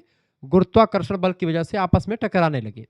और जब ऐसा हुआ तो ताप और गति, दूसरी प्रक्रिया, आपसी टकराव से क्या हुआ? गर्मी उत्पन्न हुआ, जिससे तापमान पैदा हुआ और कणों में घूर्णन गति शुरू हो गई। अब कण अपने आप में घूर्णन करने लगे। तीसरी प्रक्रिया यह हुई कि निहारिका का निर्माण हुआ। इसके बाद में ताप और गति के बढ़ने से यह आद्य पदार्थ एक जलती हुई विशाल घूमती हुई गैस के बादल के रूप में बदल गया, जिसे निहारिका कहा गया, नेबुला कहा गया। अब धीरे धीरे क्या हुआ? चौथी प्रक्रिया हुई, छल्लों का अलग होना। अत्यधिक तीव्र गति से कारण क्या हुआ? केंद्र त्यागी बल, यानी जब ये घूमने लगा, जो वायव्य मतलब कि ये जो क्या बना, निहारिका बनी, आप ये घूमने लगी इससे, ठीक है। और जब ये निहारिका घूमने लगी तो इससे केंद्र त्यागी बल, जिसको आप सेंट्रीफ्यूगल फोर्स कहते हैं, वो बढ़ा और निहारिका के मध्य भाग से 9 छल्ले अलग हो गए। निहारिका जो ऐसे से घूम रही थी खूब तेज से, इससे 9 छल्ले अलग हो गए, ठीक है। किनारे किनारे का छल्ला सब ग्रह बन गए और बीच का छल्ला सूर्य बचा। परिणाम ये इसका यह निकला कि ये 9 छल्ले ठंडे होकर के 9 ग्रह बन गए और बचा हुआ मध्य भाग जो था वो सूर्य कहलाया। और इसी तरह ग्रहों से उपग्रह बने, यानी ग्रहों से घूमने से उपग्रह उससे निकले, जो उपग्रह ग्रह का घूमते हैं, और ग्रह जो होते हैं वो सूर्य का चक्कर लगाते हैं। चूंकि वो निहारिका जो घूम रही थी ऐसे इसी तरीके से घूम रहे थे। अब वो सूर्य यहाँ पर है, अब इसकी चारों तरफ ऐसे ही बुध, शुक्र, पृथ्वी, मंगल ऐसे सब घूम नहीं रहे हैं। तो वही चीज बताया इन्होंने। निष्कर्षतया यद्यपि बाद में वैज्ञानिकों ने कोणीय संवेग यानी एंगुलर मोमेंटम के आधार पर इस सिद्धांत की आलोचना करी, लेकिन यह सौरमंडल की उत्पत्ति को समझने वाला पहला तर्कसंगत प्रयास था जो कि इमैनुअल कांट साहब ने प्रस्तुत किया था। ठीक है, इससे पहले वाले जो सिद्धांत थे उतने ज़्यादा मतलब प्रसिद्धि नहीं मिली थी उनको, लेकिन इनको प्रसिद्धि मिल गई थी। प्रश्न है, स्थानीय पवन किसे कहते हैं? विश्व की प्रमुख स्थानीय पवनों का वर्णन कीजिए। स्थानीय पवन, लोकल विंड्स। स्थानीय पवनें वे पवनें होती हैं, वे हवाएं होती हैं जो किसी विशेष स्थान पर तापमान और वायु दाब में स्थानीय अंतर की वजह से चलती हैं। ये पवनें छोटे क्षेत्रों को प्रभावित करती हैं और इनका प्रभाव सीमित समय के लिए ही होता है। प्रमुख स्थानीय पवनों की अगर बात की, जैसे कि लू अभी गर्मी महीने में लू चलेगी। लू जानते हैं, जैसे अवधि में उसको लू कहते हैं। गर्म गर्म हवाएं चलती हैं, उसी को लू कहा जाता है। ये बात आप ध्यान रखेंगे। उस लू के बारे में चर्चा की थी। देखें तो लू यह उत्तर भारत और पाकिस्तान में गर्मियों में चलने वाली अत्यंत गर्म और शुष्क हवा है। यह दोपहर के समय चलती है और इससे स्वास्थ्य पर बुरा असर पड़ता है। ठीक है, इस समय अभी फरवरी लास्ट से ये हवाएं चलनी शुरू हो जाती हैं। ठीक है, लू, इससे जो है कहीं ना कहीं पे बहुत बुरा प्रभाव पड़ता है। जो दूसरी स्थानीय हवा है वो है चिनूक। इसे हिमभक्षणी यानी कि स्नो ईटर भी कहते हैं। यह उत्तरी अमेरिका के रॉकी पर्वत की ढालों पर चलती है। यह बर्फ को पिघला करके घास के मैदान को पशुओं के चरने के योग्य बना देती है। यानी चिनूक हवा ये होती है जो उत्तरी अमेरिका के रॉकी पर्वत की ढलानों पर चलती है ये हवा। ठीक है, क्षेत्रीय हवा है, बेसिकली एक लोकल विंड्स होती है चिनूक। ठीक है, स्थानीय पवन है। अगली स्थानीय पवन है फान। फान भी स्थानीय पवन है। यह चिनूक की ही तरह यूरोप में जो सबसे बड़ा पर्वत है अल्पस पर्वत, आल्पस पर्वत के सहारे चलती है। जैसे कि रॉकीज पर्वत के सहारे चिनूक हवा चलती है, ऐसे ही आल्पस पर्वत जो यूरोप महाद्वीप में है उसके सहारे चलने वाली जो हवा होती है फान कहा जाता है उसको। इसके प्रभाव से अंगूर की फसल जल्दी पक जाती है, ठीक है, फान के प्रभाव से। ऐसे ही गेहूं की फसल पकती है लू के प्रभाव से, ठीक है, आप जानते होंगे। मिस्ट्रल, अगली हवा है स्थानीय हवा, स्थानीय पवन मिस्ट्रल। यह स्पेन और फ्रांस में चलने वाली एक ठंडी और शुष्क हवा है, ठंडी और सूखी हवा है, ठीक है, जो तापमान को हिमांक से नीचे गिरा देती है, तापमान इसमें गिर जाता है, तो ये मिस्ट्रल हवा है। अगली हवा है स्थानीय पवन कौन सी, खमसिन। खमसिन की अगर बात की है तो यह मिस्र यानी इजिप्ट महाद्वीप, जो इजिप्ट जो देश है अफ्रीका महाद्वीप में पड़ता है मिस्र देश, ठीक है, जहाँ पर नील नदी बहती है, तो वहाँ पर चलने वाली गर्म और धूल भरी हवा होती है ये, जो कि आप देखते हैं अफ्रीका महाद्वीप या मिस्र वगैरह में बहुत ज़्यादा क्या है, रेगिस्तानी इलाका है। ऐसे एरिया में वहाँ पर हवाएं चलती तो धूल अपने साथ उड़ा करके चलती हैं। और चूंकि अफ्रीका महाद्वीप विषुवत रेखा और विषुवत रेखा, कर्क रेखा, सभी रेखाएं अधिकतर आप देखते हैं विषुवत रेखा के आसपास का इलाका है, तो ऐसे में वहाँ पर गर्मी भी खूब पड़ती है, इसलिए वहाँ की हवा गर्म होती है और धूल भरी होती है। अगला क्वेश्चन, प्रश्न है प्लेट विवर्तन की यानी प्लेट टेक्टोनिक सिद्धांत की विवेचना कीजिए। देखिए, प्लेट विवर्तन की सिद्धांत आधुनिक भूगोल का सबसे क्रांतिकारी सिद्धांत रहा है, जो महाद्वीपों और महासागरों के वितरण तथा पर्वतों के निर्माण की व्याख्या सबसे वैज्ञानिक ढंग से करता है। कोबर का भूसन्नति सिद्धांत जो है, या फिर आप देखते हैं जो वेगनर का महाद्वीपीय विस्थापन का सिद्धांत है, इसके आधार रहे हैं। इसे 1960 के दशक में हायरी हेस नाम के विद्वान और उनके साथ अन्य बहुत सारे वैज्ञानिक थे, उन सभी लोगों ने मिलकर के 1960 में हैरी हेस और उनके अन्य साथियों ने मिलकर के क्या दिया, और ये सिद्धांत दिया प्लेट टेक्टोनिक थ्योरी। इसकी मुख्य अवधारणा क्या है, देखिए, पृथ्वी का ऊपरी हिस्सा लिथोस्फीयर जिसको कहते हैं, कई बड़े और छोटे टुकड़ों में बटा हुआ है जिसको प्लेटें कहते हैं, ठीक है। ये प्लेटें नीचे स्थित स्थेनोस्फीयर, स्थेनोस्फीयर यानी जो द्रव अवस्था में है, क्योंकि पृथ्वी जो हमारी है ये पृथ्वी है। अब इस पृथ्वी का जो ऊपर वाला हिस्सा, ये वाला हिस्सा है, ये बेटा कौन सा है, ये वाला हिस्सा जो ब्लैक कलर से है पूरा, ये आपका हो गया स्थेनोस्फीयर। स्थेनोस्फीयर क्या है, ये आपका भूखंड है। अब ये भूखंड बेटा कैसे है, ये भूखंड आपका कैसे है, ये भूखंड आपका ठोस अवस्था में है एकदम से, जिस पर हम रहते हैं, ठीक है। लेकिन यही बीच बीच में आप देखते हैं छोटी छोटी प्लेटें, ऐसे प्लेट हो गई, ये प्लेट है आपका, ये प्लेट इधर है, ये प्लेट इधर है, ऐसी तमाम सारी प्लेटें हैं। अब ये प्लेटें क्या होती है, आपस में टकराती हैं बल की वजह से, ठीक है। अब यहाँ पर एक चीज और देखने का प्रयास करेंगे, इससे जस्ट नीचे क्या होता है, इसके नीचे, तो ये आपका हो गया स्थेनोस्फीयर, नहीं लिथोस्फीयर, ठीक है। जो ब्लैक कलर से हो कौन सा है, लिथोस्फीयर है, लिथोस्फीयर सबसे ऊपर वाला भाग। और इसके नीचे जो मैं ये बैगनी कलर वाला कर रहा हूँ, ये वाला जो एरिया होता है, ये थोड़ा सा तरल भाग है, जिस पे मैग्मा वगैरह रहता है, जहाँ से ज्वालामुखी निकलता है, वो वाला एरिया है मैग्मा। कौन सा है बेटा, स्थेनोस्फीयर। अब इसी को ध्यान से देखने का प्रयास करें, अभी सारी चीज़ आपको समझ में आ जाएंगी, ठीक है। ऐसे चित्र बना करके आप बता देंगे, आपको बढ़िया नंबर मिलेगा। ये आपका जो तरल पदार्थ आपको दिख रहा है बैगनी कलर का, ये आपका यहीं से मैग्मा निकलता है, ठीक है। अब यही मैग्मा जो होता है जब बाहर निकलता है तो ये तरल पदार्थ है, तो इसी तरल, ये कौन सा है, ये आपका हो गया आपका स्थेनोस्फीयर, आपका ये वाला है, ठीक है, जो बैगनी कलर का है। लिथोस्फीयर आपका ब्लैक कलर वाला है, क्लियर। अब होता क्या है कि ये प्लेटें हैं, ये प्लेटें जो होती हैं, चूंकि ये ठोस अवस्था में प्लेटें हैं, ये प्लेट, एक दूसरी प्लेट, ये प्लेट है, ठीक है। ये प्लेटें आपस में तो टकराती हैं या फिर एक दूसरे से अलग भागती हैं या एक दूसरे से रगड़ करके चलती हैं, ठीक है। अब सारी तमाम प्रकार की गतियां करती हैं प्लेटें। इससे क्या होता है कि भूकंप वगैरह आते हैं इन्हीं प्लेटों के टकराने से। इन्हीं प्लेटों के जैसे दो प्लेट यहाँ से टकराई, ये बीच में आप देखेंगे, ये अभी प्लेट बीच में टकराई, मान लेते हैं यहाँ से, इधर से टकराई, इधर से जा रही है, उधर से ये आपस में तैर रही है। किस पर तैर रही है, लिथोस्फीयर जो है स्थेनोस्फीयर पर तैर रहा है। लिथोस्फीयर कई प्लेटों में बटा हुआ है, ठीक है। अब एक प्लेट इधर से जा रही है, एक प्लेट इधर से, टकराई तो आपस में क्या होगा, टकराएंगी, बीच का जो मलबा होगा ये ऊपर उठ जाएगा, इससे वलित पर्वत का निर्माण भी हो जाएगा। यहाँ से दो पर्वतें टकराई, मान लेते दूर चली गई तो बीच में गड्ढा हो जाएगा, घाटी बन जाएगी, गर्त बन जाएगा। और यहाँ से क्या होता है, ये चूंकि तरल भाग में है इसीलिए तरल पर ठोस भाग तैरता रहता है, ठीक है। तैरने की वजह से प्लेटें गति करती हैं, आपस में टकराती हैं प्लेटें, इसीलिए आज भी हिमालय पर्वत बढ़ रहा है।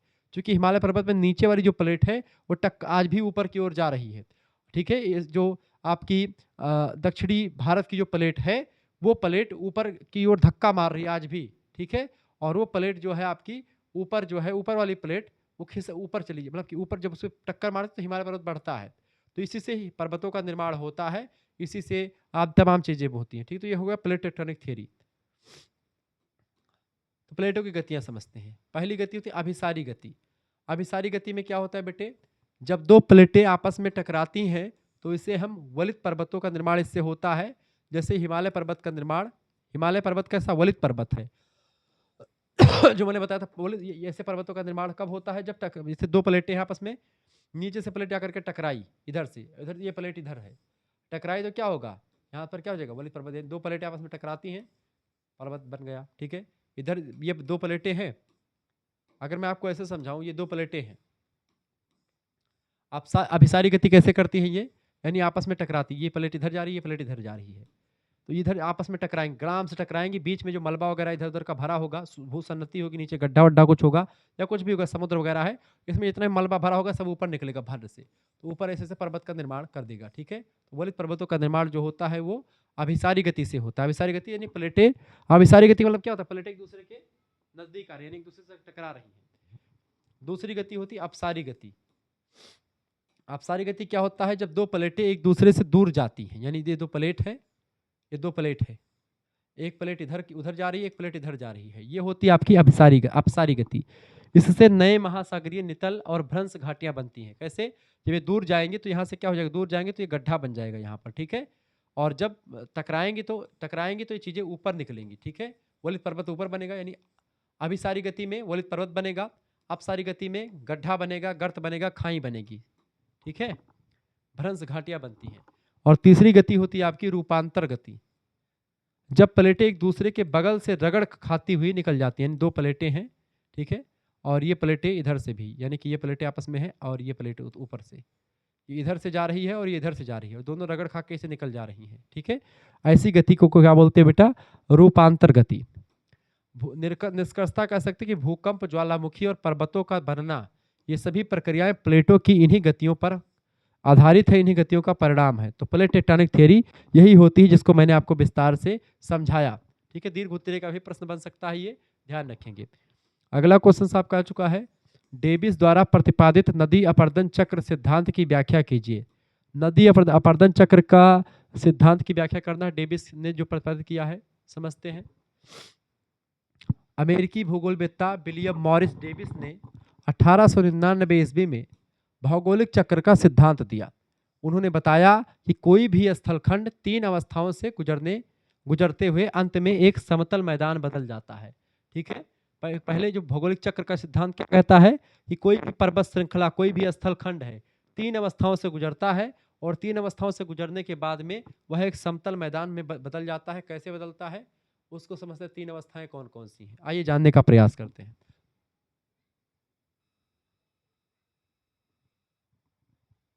देखें, पहली अवस्था आपकी युवा अवस्था। इसमें नदी का वेग बहुत तेज होता है। नदी गहरी घाटियां यानी कि बी शेप्ड वैली बनाती हैं। यहाँ लंबवत अपर्दन ज़्यादा होता है, यानी जब भी नदियाँ तीव्र गति से बहती हैं, नदियाँ अपनी उफान पर होती हैं, युवा अवस्था में होती हैं, तो वो काट चीट करके चीज़ों को बहा ले जाती हैं। जब नदियाँ पर्वतों से गिरती तो चीज़ें जो होती टूट फूट जाती हैं, जिससे गड्ढा बन जाता है। तो पर्वतों से जो नदियाँ निकलती हैं वहाँ पर गड्ढा खाई तमाम बनती रहती है, वो नदियों के अपर्दन की वजह से ही बनती हैं। तो यहाँ पर बी शेप्ड घाटी बनती है, जैसे कि ये पर्वत हो गया, अब पर्वत के बाद में ये घाटी होती है, ये पर्वत है। अभी देखिए बी शेप्ड घाटी, यानी बी आकार की घाटी है, नहीं ये बी आकार दिख रहा है, नहीं बी आकार, अंग्रेजी के वी अक्षर जैसा दिख रहा है। तो वी शेप्ड घाटी कहाँ पर बनती है, पर्वतीय ढलानों पर बनती है। नदियाँ जब युवा अवस्था में होती है तो उस दौरान ऐसी घाटियों का निर्माण नदियाँ करती हैं। बी शेप्ड घाटी यही होती है, ये बात ध्यान रखेंगे। तो यह अपर्दन का पहला चरण होता है। दूसरा चरण होता है अपर्दन का प्रौढ़ अवस्था। जब नदियाँ अपनी प्रौढ़ अवस्था में होती हैं, नदी का ढाल कम हो जाता है, यहाँ पर घाटियाँ यहाँ पर चौड़ी होने लगती हैं, और नदी विसर्प यानी कि विसर्प बनाने लगती है। यहाँ क्षैतिज अपर्दन प्रमुख होता है। विसर्प क्या होता है, नदी ऐसे मान नदी बह रही है, नदियाँ बह रही, रास्ते में कोई चीज़ आ गया, पहाड़ आ गया, कुछ भी आ गया, नदियाँ अपना स्थान ऐसे बदल देती हैं, इधर चली जाती हैं, फिर इधर से इधर ऐसे नदियाँ, जैसे देखें ये इस तरीके से, यानी घास ये ऐसे बहती हुई निकल जाएंगी। तो इससे क्या बनता है, ये चौड़ा हो जाता है, एक सांप की भांति नदियाँ निकल जाती हैं ऐसे ऐसे करके। रास्ते में कुछ पड़ा, उसको तोड़ नहीं पाती हैं, तो ऐसे ऐसे ऐसे इधर से निकली, इधर से ऐसे ऐसे सांप की तरह ऐसे निकल गई। ठीक है, ये होता है आपका नदी विसर्ग। ठीक है, अब इसी नदी विसर्ग के द्वारा क्या बनता है, गोखुर झील बन जाता है। मान लेते नदियों की एक धारा इधर से निकल आई और यहीं पर एक गड्ढा था, वहीं पर भर गई। ठीक है, अब यहाँ पर एक नदी धारा गड्ढा भर गया है, ये एक प्रकार से गोखुर यानी गऊ के खुर के समान ही पूरा का पूरा एरिया हो जाता है। गऊ की यानी गाय के खुर की भांति हो जाता है, बीच में इलाका में पानी भर जाए तो ये गोखुर झील हो जाता है यहीं पर। ठीक है, गोखुर झील ये बन जाता है, ये गोखुर झील हो गया। नदी विसर्ग ऐसे होता है, गोखुर झील ये बन जाती है। ठीक है, गऊ के खुर की भांति झील हो जाती है। और तीसरी अवस्था होती है वृद्धावस्था। जब नदियां एकदम से वृद्ध अवस्था में हो जाती हैं, ओल्ड स्टेज में, नदी की शक्ति लगभग में समाप्त हो जाती है। अंत में पूरा क्षेत्र एक संप्राय मैदान यानी कि प्लेन में बदल जाता है, जिसमें कहीं कहीं ऊंची ऊंची पहाड़ियां शेष रह जाती हैं, जिन्हें हम मोना डनाक कहते हैं। बाकी एकदम से मैदान बन जाता है। जैसे कि आप देखते हैं कि जब गंगा नदी जो है बंगाल की खाड़ी में गिरने के लिए उद्भवत होती है, उस दौरान एकदम से वृद्ध अवस्था में हो जाती है, नदियों का जो बहाव होता है वो कम हो जाता है। ऐसी स्थिति में नदियां डेल्टा का निर्माण करती हैं, जो बड़े बड़े मैदान हैं। तो आप देखते हैं सुंदरबन का डेल्टा जो है दुनिया का सबसे बड़ा डेल्टा है, और वहां पर सुंदरी नाम के वृक्ष पाए जाते हैं, मैग्रो वनस्पतियां पाई जाती हैं। तो मैदान का वो बनाती नदियां, तो फिर क्या करती थी, डेल्टा का निर्माण कर देते, एक मैदान बन जाता है। पहले बी शेप्ड घाटी बनेगी, फिर गोखुर झील और नदी विसर्ग ऐसे चलेगी, और तीसरी अवस्था में क्या होगा, नदियां डेल्टा का निर्माण कर देंगी। यही है डेविस का अपर्दन चक्र, जो 3 अवस्थाओं से गुजरता है। नदियां जब युवावस्था में होती तब, और प्रौढ़ावस्था में होती तब, और वृद्धावस्था में तब जो है अलग अलग टाइप की स्थलाकृति बनाती है। अगला क्वेश्चन से आपका जैव मंडल की परिभाषा देते हुए इसके प्रमुख घटकों का वर्णन कीजिए। देखिए जैव मंडल, बायोस्फीयर जो है पृथ्वी का वह संकरा क्षेत्र है जहां स्थल मंडल, वायुमंडल और जल मंडल आपस में मिलते हैं और जीवन संभव होता है। यह समुद्र तल से कई किलोमीटर ऊपर और गहराई तक फैला हुआ होता है। क्या बेटा, ये होता है आपका जैव मंडल। जैव मंडल में आपका स्थल मंडल, वायुमंडल और जल मंडल सब कुछ मिला करके आपका बनता है जैव मंडल, क्योंकि जहां पर भी जीवन है वहां पर आपका जैव मंडल काम करता है। प्रमुख घटक, जैव मंडल के प्रमुख घटक में जैविक घटक, बायोटिक कंपोनेंट्स, इसमें सभी जीवित प्राणी शामिल होते हैं। इसे 3 भागों में बांटते हैं। पहला उत्पादक, हरे पौधे जो सूर्य के प्रकाश से भोजन बनाते हैं उनको उत्पादक कहते हैं। दूसरे होते हैं उपभोक्ता, सजीवों में उपभोक्ता, जीव जो पौधे या अन्य जीवों को खाते हैं उन्हीं को, जैसे शाकाहारी मांसाहारी व्यक्ति आपके उपभोक्ता होते हैं, जो अपना भोजन स्वयं ना बना करके दूसरे यानी उत्पादकों पर डिपेंड होते हैं, जैसे मनुष्य वगैरह हो गए, जानवर हो गए, ये सब। तीसरा होता है अपघटक, सूक्ष्म जीव जो होते हैं, बैक्टीरिया, कवक, जो मृत जीवों को सड़ा गला करके मिट्टी में मिला देते हैं, उनको हम कवक कहते हैं। ठीक है, तो ये आपका उत्पादक, ये जीवित जो जैविक घटक है उसके 3 पार्ट हैं। उत्पादक जो अपना भोजन स्वयं बनाते हैं, उपभोक्ता जो उत्पादकों पर निर्भर रहते हैं अपने भोजन के लिए, अपघटक जो कि इन उपभोक्ताओं को या उत्पादकों को, सूक्ष्म जीव जो होते हैं, बैक्टीरिया, कवक, जो जीवों को सड़ा गला करके उसको मिट्टी में मिला देते हैं। ठीक है, तो ये होते हैं आपके जैविक घटक। और दूसरा होता है अजैविक घटक। अजैविक घटक जिसको अबायोटिक कंपोनेंट्स कहते हैं, इसमें निर्जीव तत्व शामिल होते हैं जो जीवन को सहारा देते हैं, जैसे कि सौर ऊर्जा, जैसे कि जल, हवा, मिट्टी, तापमान, पोषक तत्व, ये सारे के सारे तत्व जो होते हैं अजैविक घटक होते हैं, जो कि जैविक घटकों की मदद किया करते हैं। क्लियर, आगे देखते हैं। 7वां क्वेश्चन आपका आ चुका बाबू। प्रश्न है जेट स्ट्रीम की उत्पत्ति एवं प्रमुख विशेषताओं की चर्चा कीजिए। जेट स्ट्रीम क्या है बताइए। जेट स्ट्रीम वायुमंडल की ऊपरी परत यानी क्षोभ मंडल की सीमा में चलने वाली तीव्र गति की हवाएं होती हैं। ठीक है, एक सकरी पट्टी में पश्चिम से पूरब की ओर चलती हैं। कौन सी हवाएं, कौन सी हवाएं बेटा, जेट स्ट्रीम इन्हीं को कहते हैं। इनकी उत्पत्ति, इनका निर्माण उत्तरी और दक्षिणी गोलार्धों में ठंडी और गर्म वायु राशियों के मिलने से पैदा हुए वायुदाब अंतर के वजह से होता है। जेट स्ट्रीम किससे बनता है, जब गर्म और जो ठंडी हवाएं आपस में मिलती हैं उस दौरान बनता है। प्रमुख विशेषताएं इसकी ये है जेट स्ट्रीम की, चूंकि ये बहुत तीव्र होती हैं, तीव्र वेग होता है इनका।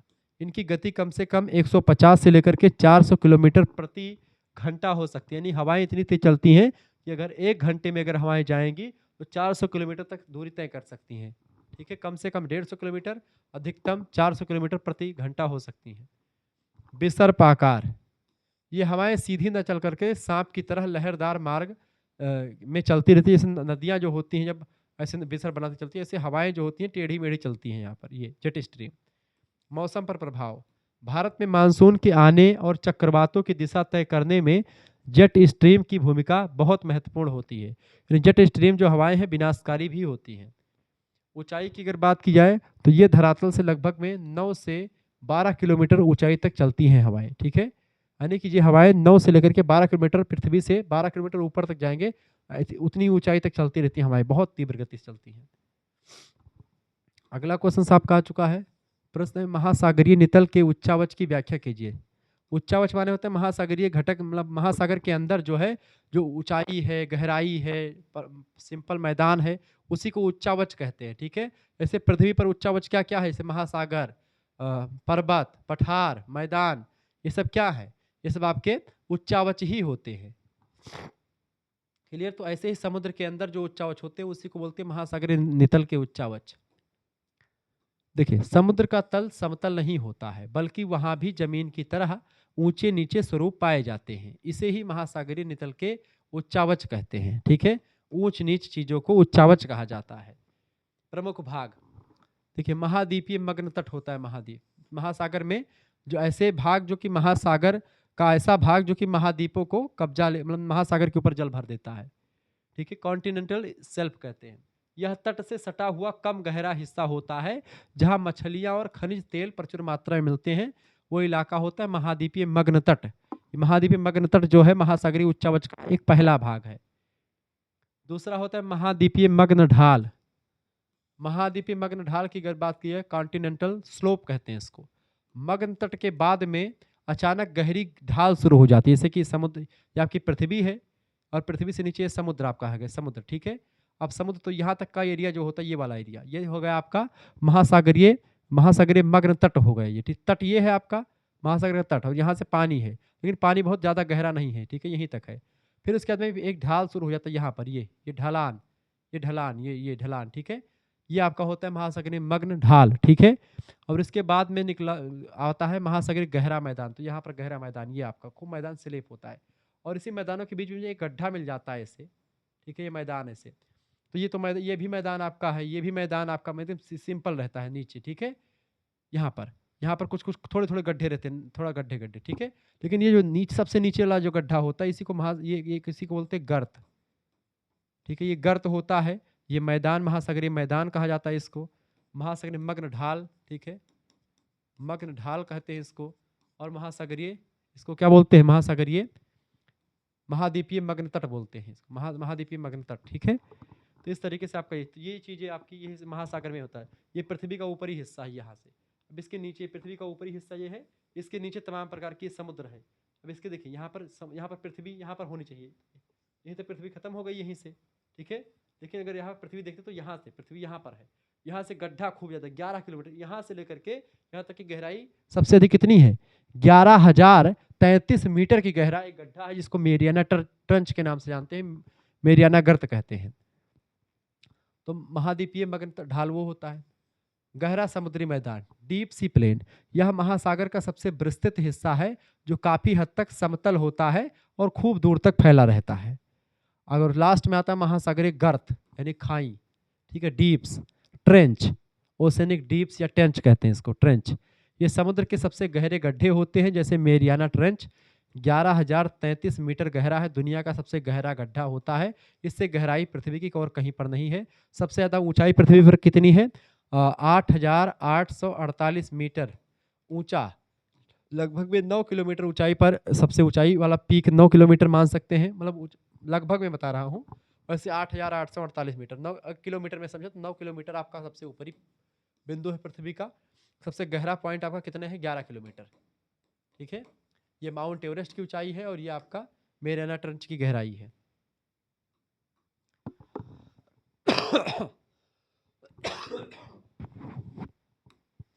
अगला क्वेश्चन आपका जो 9वां नंबर प्रश्न है, ज्वार की उत्पत्ति संबंधी परिकल्पनाओं की व्याख्या कीजिए।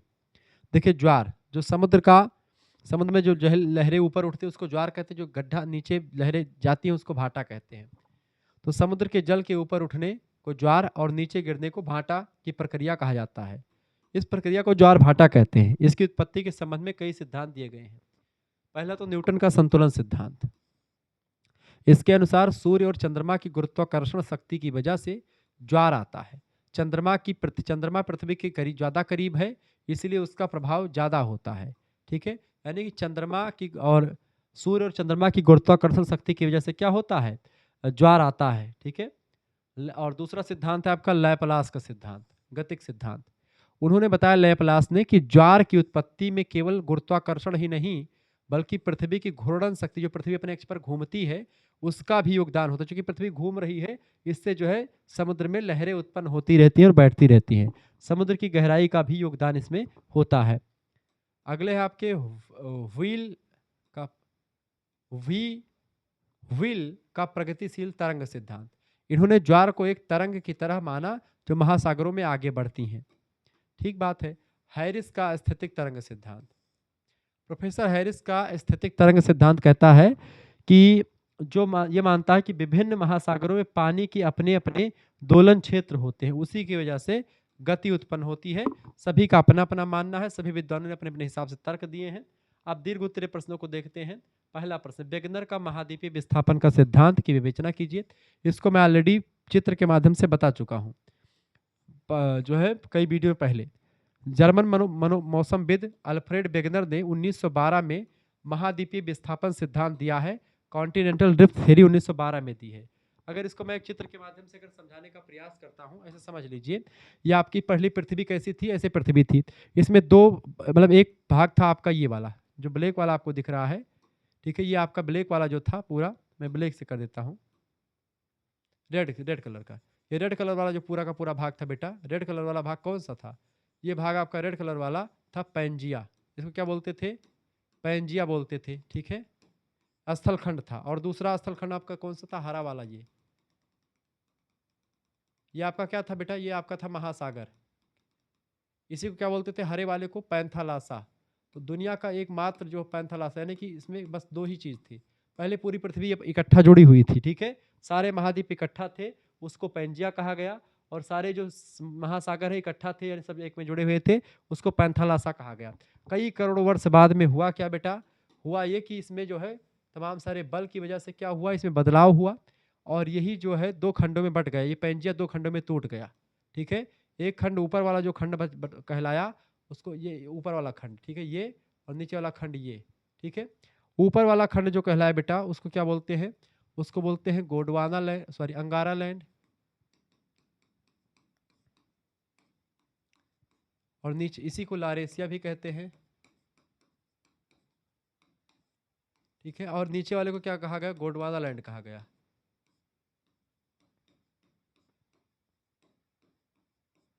गोंडवाना लैंड।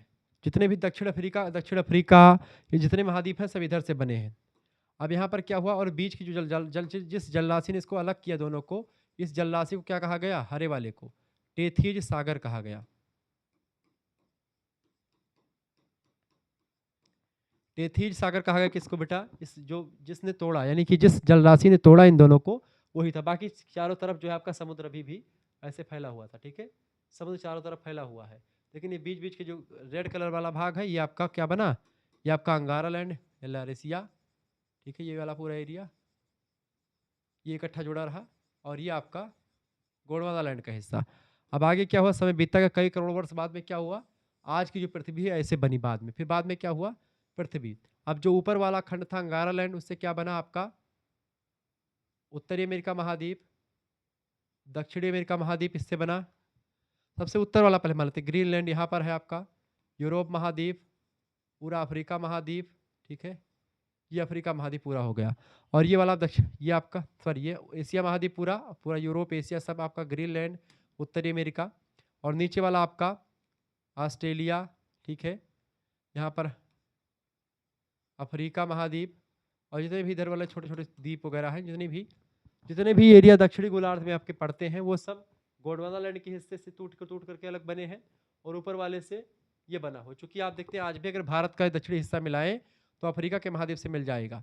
यहाँ से आप अगर अफ्रीका महाद्वीप को दक्षिणी अमेरिका महाद्वीप से मिलाएंगे, आपस में चिपक जाएगा, मिल जाएगा। ठीक है, ये सब चीज़ें इसमें होती हैं। तो इस तरीके से वेगनर का महाद्वीपीय विस्थापन का सिद्धांत जो है सामने आता है। तो यही बताया कि महाद्वीप क्या हुआ, महाद्वीपों का विस्थापन हुआ है।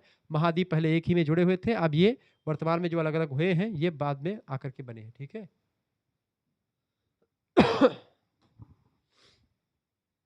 आगे देखते हैं। यह सिद्धांत बताता है कि आज के महाद्वीप हमेशा से ऐसे नहीं थे, बल्कि वे एक ही विशाल भूभाग के हिस्सा हुआ करते थे। मूल अवधारणा जो वेगनर ने दी है वो ये है। वेगनर के अनुसार कार्बोनीफेरस युग में पृथ्वी के सभी महाद्वीप आपस में जुड़े हुए थे, जिसे उन्होंने पेंजिया कहा। पेंजिया के चारों ओर एक विशाल महासागर था जिसे पैंथालासा कहा गया। फिर क्या हुआ, विभाजन हुआ और विस्थापन हुआ। लगभग 20 करोड़ साल पहले पेंजिया दो भागों में टूट गया। पहला भाग था ऊपर वाला लारेसिया, जिसको अंगारा लैंड कहा गया, जो उत्तरी भाग है आज का, और जो गोंडवाना लैंड है वो दूसरा दक्षिणी भाग। ठीक है, इसके बीच में टेथीज सागर बना। समय के साथ ये भाग टूटते गए और आज के 7 महाद्वीप बन गए, 5 महासागर बन गए। ठीक है, सिद्धांत के पक्ष में प्रमाण ये दिया गया, जिगसा फिट दक्षिणी अमेरिका महाद्वीप को और अफ्रीका के तटों को अगर आपस में मिलाएंगे, अगर आप जोड़ेंगे तो वे एक पहेली की तरह आपस में फिट हो जाते हैं। ठीक है, साथ ही साथ में जो वनस्पतियां आपको अफ्रीका महाद्वीप के जो है पश्चिमी तट पर मिलेगी, वही उत्तरी अमेरिका, वही दक्षिणी अमेरिका के पूर्वी तट पर मिलेगी। यानी कि जो अफ्रीका ये दक्षिणी अमेरिका महाद्वीप है और ये अफ्रीका महाद्वीप है, दोनों को अगर मिलाएंगे तो आपस में मिल जाएंगे दोनों, क्योंकि एक दूसरे से अलग हुए हैं। जो वनस्पति यहाँ पर आपको मिलती है वही वनस्पति यहाँ पर आपको मिलती है। ठीक है, इसलिए वेगनर ने ये जो है सिद्धांत के आधार पर तर्क दिया। दूसरा तर्क, जीवाश्मों की समानता। मेसोसारस नामक जीव के अवशेष केवल दक्षिणी अमेरिका और अफ्रीका में ही मिलते हैं, जो साबित करते हैं कि ये कभी आपस में जुड़े हुए थे। ठीक है, इसके अलावा चट्टानों की समानता भी मिलती है। दोनों महाद्वीपों के तटों की चट्टानों की आयु जो है संरचना एक जैसी है और चट्टानों की आयु भी एक जैसी है, एक ही समय की मानी जाती है। लेमिंग जीव, स्कैंडिनेविया के लेमिंग जीव पश्चिम की ओर भागते हैं और जैसे वे अब भी पुराने जुड़े हुए भूभाग की तलाश में होते हैं, ऐसे लगता है कि पश्चिम की तरफ भागते हैं। स्कैंडिनेविया के जो लेमिंग जीव है, झुंड के झुंड, वो पश्चिम की ओर आज भी भागते हैं अफ्रीका महाद्वीप से। ठीक है यहाँ भी सिद्ध करते हैं कि ये इसलिए भागते हैं क्योंकि वो अपने पुराने भूमि पर जाने के प्रयास करते हैं। निष्कर्षता कह सकते हैं कि यद्यपि वेगनर विस्थापन के लिए सटीक बल यानी फोर्स नहीं बता पाए थे, लेकिन उनके इस सिद्धांत ने ही आगे चल करके प्लेट विवर्तन की सिद्धांत की नींव रखी, जिसको हैरी हेस नाम के विद्वान और अन्य विद्वानों ने उसको सिद्ध किया। ठीक है, आगे देखते हैं। पवन के द्वारा निर्मित स्थलाकृतियों की व्याख्या कीजिए। दूसरा प्रश्न है, पवन यानी हवा के द्वारा। देखिए, मरुस्थलीय क्षेत्रों में पवन यानी हवा अपार्दन और निक्षेपण का सबसे शक्तिशाली माध्यम रहा है। पवन द्वारा बनाई गई स्थलाकृतियों को 2 भागों में बांटते हैं। पहला है अपर्दनात्मक स्थलाकृतियां और दूसरी है आपकी निक्षेपणात्मक स्थलाकृतियां। एक तो है कि काट देती हैं, तो एक छोड़ने की प्रक्रिया से बनते हैं वो। तो जो अपर्दन यानी कटाव करते हैं, छत्रक शिला बनती है उससे। पहली बात, मशरूम रॉक, जब पवन चट्टान के निचले हिस्से को ज्यादा काटती है और ऊपरी हिस्सा चौड़ा रह जाता है तो वह कुकुरमुत्ते जैसे दिखता है, इसी को हम बोलते हैं छत्रक। ठीक है, यानी कि पवन क्या हो गई, निचले हिस्से को ज़्यादा काट देता है। ठीक है, और ऊपरी हिस्सा जो होता है वो बच जाता है। तो एक प्रकार से ऐसे कुकुरमुत्ते ऐसे स्थलाकृति बन जाती है और इस तरीके से तो ये अपर्दन हो गया, यानी ये कट गई हवा से, ये कट गई, ये कट गई, ऊपर का छत्रक ऐसे बना रहेगा। तो ऐसी स्थलाकृति क्या होती, छत्रक कहती, छत्रक शिला कहते हैं। ये हवा के अपर्दन से बनती है। दूसरा है आपका जुगेन। जुगेन, जब कठोर और कोमल चट्टानों की परतें क्षैतिज होती हैं तो कोमल भाग कट जाता है और ऊपर कठोर भाग ढक्कन जैसा दिखता है। नीचे का भाग कट गया, ऊपर का भाग ऐसे बचा रह जाता है, तो वो भाग वो बनता है जुगेन कहते हैं उसको। ऐसे ही इंसलबर्ग बनता है। इंसलबर्ग क्या है, मरुस्थल के बीच में खड़े टीले जैसी कठोर चट्टानें जो अपर्दन से बच जाती हैं। जैसे वो एक ढेर था, मान लेते हैं एक पूरा ढेर था, बीच में आपकी बहुत बड़ी चट्टान थी। ठीक है, ये मोटी चट्टान थी, ये बहुत कठोर चट्टान थी। हवा चली, ये बालू वाले ढीले सब एकदम से झर गए, इधर के भी झर गए। स्थलाकृति से बीच में एक डंडे की तरह ऐसे खड़ी रहती है। ये आपका हो जाता है इंसलबर्ग, इसी को कहते हैं। ठीक है, मरुस्थल वाले एरिया में। तो ये हो गई आपकी अपर्दनात्मक स्थलाकृतियां। अब दूसरी स्थलाकृतियां हैं जो निक्षेपणात्मक होती हैं, यानी कि जिससे क्या होता है कि जब हवाएं कोई चीज़ को छोड़ देती हैं ले जाकर के कहीं पर, वो तो बालू का स्तूप, जैसे हवा चली, बालू को उड़ाया रेगिस्तान से और किसी स्थान पर जाकर के छोड़ दिया, तो छोड़ने की प्रक्रिया को निक्षेपण कहते हैं। तो बालू को ले जाकर के जब स्थान पर छोड़ती है तो बालू का स्तूप बन जाता है। स्तूप यानी कि इस तरह की कुछ आकृति बालू इकट्ठा जम जाती है, इससे स्तूप का निर्माण हो जाता है, तो बालू का स्तूप इसीलिए इसको कहते हैं। हवा के साथ उड़ करके आई रेत जब किसी बाधा की वजह से क्या होती है, एक जगह जमा हो जाती है, तो उसे रेत का टीला या बालू का स्तूप कहते हैं। ऐसी दूसरी स्थलाकृति बनती बरखान। यह अर्धचंद्राकार यानी हाल्फ मून शेप में होती है। रेत का टीला जिसकी दो सींगें हवा की दिशा में निकली रहती हैं, यानी हवा इस चलती है। ये एक अर्धचंद्राकार इस तरीके से बनती है, लेकिन इसके दो सींगें होती हैं, एक सींग ऐसे, एक सींग ऐसे, इस तरीके से हवा की ओर निकली रहती है। ऐसे हवा बहती तो उस तरह से निकली रहती है, ठीक है। ये होते हैं आपके बरखान। अगले स्थलाकृति है लोयस। जब हवा बहुत महीन धूल को हजारों किलोमीटर दूर ले जा करके जमा कर देती है तो उपजाऊ मैदान बन जाता है, उसी को लोयस का मैदान कहते हैं। चीन का लोयस का मैदान इसका सबसे बड़ा उदाहरण है, ठीक है। निष्कर्षता कह सकते हैं कि पवन मरुस्थलों का मुख्य मूर्तिकार है जो लगातार वहां की जमीन का रूप बदलता रहता है, ठीक है।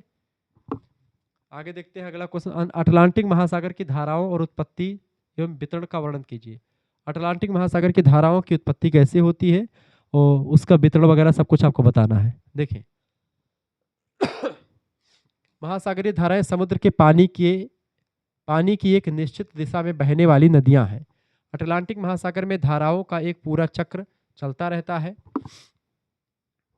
उत्पत्ति के कारण की अगर बात करें तो धाराओं के बनने के मुख्य कारण पृथ्वी का घूर्णन जो होता है, कोरियोलिसिस बल उत्पन्न होता है, उसी से पृथ्वी में जो है हवाएं से एक प्रकार से धाराएं बनती हैं। प्रचलित पवनें, व्यापारिक पवनें, पानी का तापमान और लवणता में अंतर, ये सब जो है कहीं ना कहीं पे धाराओं को बनाते हैं। उत्तरी अटलांटिक महासागर की जो धाराएं हैं वो कई सारी धाराएं हैं, ठीक है। उनकी अगर बात की जैसे कि गल्फ स्ट्रीम, यह मैक्सिको की खाड़ी से शुरू होकर के यूरोप की ओर जाती है। इसे यूरोप का कंबल भी कहा जाता है क्योंकि यह वहाँ के मौसम को गर्म रखती है। तो गल्फ स्ट्रीम धारा क्या है, गर्म धारा है जो कि मैक्सिको की खाड़ी से शुरू होकर के यूरोप की ओर जाती है। उत्तरी अटलांटिक की गर्म धारा। दूसरी धारा उत्तरी अटलांटिक प्रवाह। गल्फ स्ट्रीम का आगे का हिस्सा उत्तरी अटलांटिक प्रवाह के नाम से जाना जाता है। तीसरी धारा है कनारी की धारा, जो ठंडी धारा होती है। यह अफ्रीका के तट के पास नीचे की ओर बहती है। अगली धारा है लेब्राडोर की धारा, दक्षिण, ये सब अटलांटिक महासागर की है, ठीक है, उत्तरी अटलांटिक की। लेब्राडोर की धारा ठंडी होती है, यह उत्तर ध्रुव से नीचे आती है और गल्फ स्ट्रीम से टकरा करके घना कोहरा पैदा करती है। तो ये है आपकी लेब्राडोर की धारा। आगे देखते हैं दक्षिणी अटलांटिक की धाराएं। दक्षिणी अटलांटिक महासागर की धाराओं की अगर बात की तो ब्राजील की धारा, ये गर्म धारा है, यह दक्षिणी अमेरिका के ब्राजील तट के सहारे सारे नीचे की ओर जाती है। अगली धारा है आपकी वेनेजुएला की धारा, वेंगुएला की धारा, ठंडी होती है, यह अफ्रीका के पश्चिमी तट के सहारे ऊपर की ओर चलती रहती है। निष्कर्षता कह सकते हैं कि अटलांटिक की ये धाराएं न केवल समुद्री व्यापार को प्रभावित करती हैं बल्कि तटीय देशों की जलवायु को भी नियंत्रित करती हैं। क्योंकि धाराओं से क्या होता है, नदियों में व्यापार करने के लिए आराम से आप नाव वगैरह लेके अच्छे तरीके से जा सकते हैं। अगला प्रश्न आपका, उष्णकटिबंधीय चक्रवातों की उत्पत्ति और वितरण की व्याख्या कीजिए। उष्णकटिबंधीय चक्रवात यानी गर्म, ट्रॉपिकल साइक्लोन्स, वे विनाशकारी तूफान होते हैं जो कर्क रेखा और मकर रेखा के बीच के समुद्री क्षेत्रों में उत्पन्न होते हैं। कर्क रेखा और मकर रेखा की बात किए तो ये आपका होता है 0 डिग्री अक्षांश, ऊपर है आपकी ये कर्क रेखा, ठीक है, कर्क रेखा, और नीचे आपकी होती है मकर रेखा 23.5 पर, मकर 23.5 डिग्री अक्षांश, उत्तरी अक्षांश 23.5 डिग्री और 23.5 डिग्री दक्षिणी गोलार्ध में मकर रेखा पड़ती है। आज का दिन कौन सा है, मकर संक्रांति का दिन। आज आप बताते 14 तारीख जनवरी को या 14-15 को मकर संक्रांति पड़ती है। तो मकर माने क्या होता है, सूर्य भगवान अब इस समय कहाँ पर है, संक्रांति माने कि क्या होता है, अब क्या है, सूर्य भगवान जो है यहाँ पर लंबवत चमक रहे, सूर्य यहाँ पर है, ठीक है, सूर्य लंबवत चमक रहे कहाँ पर, इस दिशा में, यानी यहाँ पर सूर्य भगवान हमेशा सीधे एकदम से, गर्मी का महीना जून जुलाई पड़ता है अपने यहाँ पर, जून मई जून, तो वहाँ पर मई जून लगा हुआ है। मतलब कहने का मतलब कि जैसे अपने यहाँ का मौसम मई जून में होता है, ऐसे इस वाले एरिया का मौसम अब मई जून की तरह है। यहाँ पर सूर्य भगवान अब पहुंच चुके हैं। अब सूर्य भगवान दक्षिण, अभी तक क्या है, सूर्य भगवान दक्षिणायन है यानी दक्षिण की तरफ है। आप देखिए सूर्य भगवान दक्षिण दिशा की ओर ही उदय होते होंगे अभी और दक्षिण में बैठ जाते हैं। अब सूर्य भगवान धीरे धीरे किधर आएंगे, उत्तर की ओर आएंगे, उत्तर की ओर, उत्तर यानी ऊपर की ओर आएंगे। अब इधर की ओर आएंगे। अब सूर्य भगवान अब से अभी तक विषुवत रेखा पर पहले लंबा चमकते हैं, तो ठंडी के महीने में सूर्य भगवान इधर चले आते हैं, और गर्मी के महीने में अब यानी मकर संक्रांति जब हो गई है, अब यहीं से क्या चलेंगे, भगवान सूर्य इधर निकलेंगे, अब इधर से चलते रहेंगे और यहाँ पर आकर के चमकेंगे। ठीक है, और जब यहाँ पर चमकेंगे तो यहाँ पर क्या पड़ेगी, अपने यहाँ पर इंडिया में गर्मी पड़ेगी। ठीक है, मई जून का महीना आ जाएगा। समझ रहे हैं चीजों को, यानी कि अब यहाँ से गति सूर्य भगवान की, अब आज से सूर्य भगवान उत्तरायण चले जाएंगे। अब तो यहाँ पर प्रश्न क्या है, तो ये जो एरिया आपका होता है उष्ण कटिबंध, ये पूरा का पूरा ये 13.5 डिग्री ये वाला पूरा एरिया उष्ण कटिबंध के नाम से जानते हैं। तो यहीं पर जो चक्रवात उत्पन्न होता है वही चीज, तो मकर रेखा के बीच के समुद्री क्षेत्रों में उत्पन्न होते हैं। ये मैंने आपको बता दिया। उत्पत्ति की शर्तें, पहली शर्त है समुद्र का तापमान, समुद्री जल का तापमान 27 डिग्री से अधिक होना चाहिए। दूसरी बात, कोरियोलिसिस बल, पृथ्वी के घूमने से पैदा होने वाला बल अनिवार्य है, इसीलिए ये भूमध्य रेखा पर नहीं बनते हैं, क्योंकि भूमध्य रेखा पर कोरियोलिसिस बल शून्य हो जाता है। ये भूमध्य रेखा पर चूंकि शून्य होता है इसीलिए वहां पर नहीं बनते हैं, इसीलिए ये थोड़ा जैसे ध्रुवों किनारे जाएंगे, यानी कि आप मकर रेखा कर्क रेखा पर जाएंगे तो आपको मिलेगा। तीसरी बात है निम्न वायु दाब का क्षेत्र जरूरी है, केंद्र में बहुत कम दबाव यानी कि लो प्रेशर होना चाहिए, कम दबाव यानी कि वायु गर्म होनी चाहिए। संरचना, चक्रवात के बीच के शांत हिस्से को चक्रवात की आंख यानी आई आप साइक्लोन कहते हैं। इसके चारों ओर हवाएं बहुत तेजी से घूमती हैं और भारी बारिश होती है। विश्व में वितरण और नाम, इन चक्रवातों को अलग अलग क्षेत्रों में अलग अलग नामों से जाना जाता है, जैसे कि चक्रवात हिंद महासागर भारत में, बांग्लादेश में इसको हम चक्रवात यानी साइक्लोन कहते हैं। हरिकेन कहा जाता है इसको अटलांटिक महासागर यानी अमेरिका में, कैरेबियन एरिया में हम इसको हरिकेन कहते हैं। टाइफून कहा जाता है इसको हम प्रशांत महासागर में जब आता है तूफान, चीन, जापान और फिलीपींस में इसी को हम टाइफून के नाम से जानते हैं। और ऑस्ट्रेलिया में इसी तूफान को हम लोग बिली बिली के नाम से जानते हैं, चक्रवात को ही। ठीक है, तो ये उष्णकटिबंधीय चक्रवात होते हैं, जिसमें निम्न वायुदाब का क्षेत्र केंद्र में होता है, उच्च वायुदाब का क्षेत्र बाहर की ओर होता है, हवाएं घूमती रहती हैं और खूब ज़्यादा बारिश होती है। निष्कर्षता कह सकते हैं कि उष्णकटिबंध चक्रवात जान माल की भारी हानि पहुंचाते हैं, लेकिन ये वायुमंडल में ऊष्मा के संतुलन को बनाए रखने के लिए प्रकृति का एक तरीका भी होता है। इस तरीके से आप लोगों ने बहुत सारी चीज़ों को समझ लिया है। अब आगे आप अगर आपको पीडीएफ प्राप्त करें तो पीडीएफ आप प्राप्त कर सकते हैं। एसएमएस कर दीजिएगा 9984 039 139 पर आप एसएमएस करके ऐसे तमाम पीडीएफ प्राप्त कर सकते हैं, क्योंकि जियोग्राफी का कई सारा पेपर मैं सॉल्व कर चुका हूँ। ठीक है, तो पिछले साल के कई पेपर, अबकी के सभी पेपर मैं सॉल्व कर चुका। नाम, यूनिवर्सिटी का नाम, सब्जेक्ट नेम सब लिख करके भेज दीजिएगा। किस सेमेस्टर में है, प्रथम एंड सेकंड दोनों सेमेस्टर के फीस इस समय चल रही है 150 रुपये, ऑफर में है, नहीं तो केवल तब 200 रुपये लगेंगे बाद में। आप जैसे फीस कैसे जमा करनी है, आपको पास एक स्कैनर भेजा जाएगा, उसी पर आपको 100 रुपये फीस जमा कर देनी होगी। 100 रुपये फीस आप जब तब जमा करेंगे जब केवल एक सेमेस्टर यानी फर्स्ट सेमेस्टर की फीस केवल 100 रुपये है, और फर्स्ट एंड सेकंड दोनों सेमेस्टर का एक साथ लेंगे तो सेकंड सेमेस्टर का, क्योंकि इस फायदा किस में है आपका, फर्स्ट एंड सेकंड दोनों को साथ में लेने में। क्योंकि फर्स्ट एंड सेकंड लेंगे तो आपका 150 रुपये में पड़ेगा, और इसमें आपका फर्स्ट सेमेस्टर के सभी सब्जेक्ट के आपको नोट्स तो मिलेंगे ही साथ ही साथ में आपको सेकंड सेमेस्टर का 6 महीने तक की क्लास भी मिलेगी इसमें आपको। ठीक है, लाइव क्लास ग्रुप में जोड़ा जाएगा, और मतलब सेकंड सेमेस्टर पूरा 6 महीने तक आप पढ़ाया जाएगा आपको, उसमें जुड़े रहेंगे आप, तैयारी वगैरह होती रहेगी, पीडीएफ नोट्स मिल जाएंगे पहले से, ऑब्जेक्टिव पेपर होगा तो ऑब्जेक्टिव लिखित वगैरह लिखित सभी की व्यवस्थित तैयारी हो जाएगी मात्र 150 रुपये में। केवल सेकंड सेमेस्टर का जुड़ना है तो 100 रुपये फीस, केवल फर्स्ट का जुड़ना है तो भी 100 रुपये फीस, लेकिन दोनों का एक साथ जुड़ेंगे तो 200 रुपये आपके नहीं लगेंगे, केवल 150 में हो जाएगा। ये फीस आप किसी दूसरे से भी जमा करवा सकते हैं। ठीक है, लेकिन ध्यान रखेंगे एसएमएस तभी करें जब आपको फीस जमा करनी हो, बिना मतलब के एसएमएस नहीं करना है कि गुरुजी हमको पीडीएफ दे दो कल हमारा पेपर है, ऐसे बिल्कुल भी नहीं करना है, क्योंकि दिया नहीं जाएगा।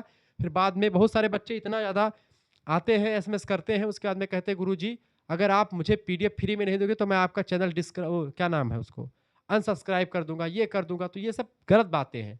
मैं फ्री में यूट्यूब पर पढ़ा रहा हूँ, वीडियोस देख करके भी आप अपना पेपर दे सकते हैं, लेकिन वो बच्चे जो पीडीएफ से पढ़ना चाहते हैं, वीडियोस नहीं देखना चाहते हैं, या कुछ और मामला है, कम समय में चीज़ों को पढ़ना चाहते हैं, तो उनके लिए पीडीएफ की व्यवस्था की गई है। तो वो बच्चे एसएमएस करें, बिना मतलब के एसएमएस ना करें कि हमको पीडीएफ दे दीजिए गुरुजी ऐसा है वैसा है। फीस आप कितनी कम फीस रखी गई, एक सब्जेक्ट की आप सीरीज खरीदोगे कम से कम आपकी 60 रुपये की सीरीज पड़ेगी। 4 या 5 सब्जेक्ट आपको पढ़ने होते हैं, उनकी सीरीज खरीदेंगे कम से कम आपका 300 रुपये चले जाएंगे एक सेमेस्टर में। 2 सेमेस्टर में यही फीस 600 रुपये हो जाती है आपकी। तो ये सब आपका खर्चा लगता है कि नहीं लगता है, लेकिन ये सब खर्चा आपका नहीं लगता है जब आप हमसे जुड़ जाते हैं। हमसे आप वीडियो भी प्राप्त करते हैं, वीडियोस तो यूट्यूब पर भी आप देख पा रहे होंगे। लेकिन जो पीडीएफ होता है, ऐसे तमाम पेपर को सॉल्व फॉर्म में ऐसे मिल जाएगा, और सारे जो लेक्चर्स आपको यूट्यूब पर नहीं मिल पाते, उन सभी की पीडीएफ भी मिल जाती है। तो ये आपका फ़ायदा होता है इससे। सभी विश्वविद्यालय के बच्चे जुड़ सकते हैं। ठीक है, geography, Hindi, history, Sanskrit, first aid and health, food nutrition, hygiene जो आपका को करिकुलर में है, ऑब्जेक्टिव वाला, उसका पूरी तैयारी सब कुछ मिल जाएगा। ठीक है, सभी विश्वविद्यालय के बच्चे हमसे जुड़ करके पढ़ सकते हैं। मिलते हैं फिर नेक्स्ट वीडियो में, तब तक के लिए जय हिंद जय भारत। आप सभी का बहुत बहुत धन्यवाद हमारे से जुड़ने के लिए। इसी प्रकार से अपना प्यार दुलार हमेशा बना रखेंगे। वीडियो को लाइक कर दीजिए, चैनल पर नए हैं तो सब्सक्राइब भी कर दीजिएगा। बहुत बहुत धन्यवाद आप सभी का। ठीक है, बहुत बहुत धन्यवाद। हमारे दूसरे चैनल को करिकुलर मास्टर को भी सब्सक्राइब कर लीजिएगा, और बीए करिकुलर को भी।